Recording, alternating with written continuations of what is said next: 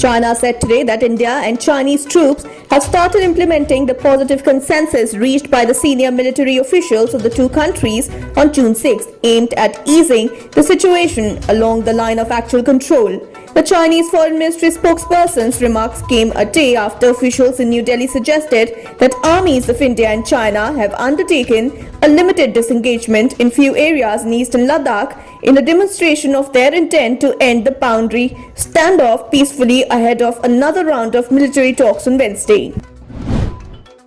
Starting tomorrow, those entering Goa will have the option of skipping the COVID-19 test provided no symptoms were found in them during the screening at the entry points. However, those who chose not to undergo the test will have to remain home quarantined for 14 days. Goa Chief Minister said the government has brought a change in the standard operating procedure to execute this new plan, considering the strain on the testing facilities in Goa in view of the rising number of people arriving in the state.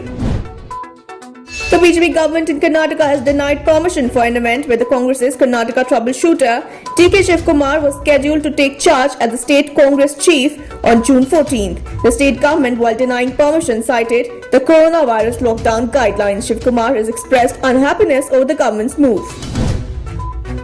The government of Maharashtra, the biggest hotspot of the coronavirus in the country, with more than 90,000 cases, has denied all reports of a community transmission. The State Health Minister Rajesh Tope said, "I don't believe there is community spread. This is the assumption in my state." Yesterday, Delhi Health Minister Satyendra Jain said that half the coronavirus cases in the national capital cannot be traced to any source, which suggests community transmission.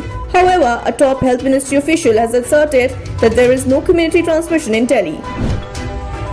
Top World Health Organization officials clarified on Tuesday that scientists have not determined yet how frequently people with asymptomatic cases of COVID-19 pass the disease on to others, a day after suggesting that such spread is very rare.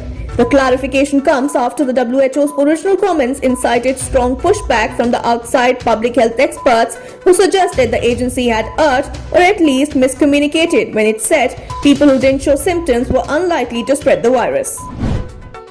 According to a research paper published in the medical journal Lancet, if the coronavirus pandemic worsens with high caseloads overwhelming health systems, its impact could be similar to that of 1918 H1N1 influenza outbreak, which killed 50 to 100 million globally. The authors argued only implementing non-pharmaceutical interventions without case finding, isolation and contact tracing will not be enough.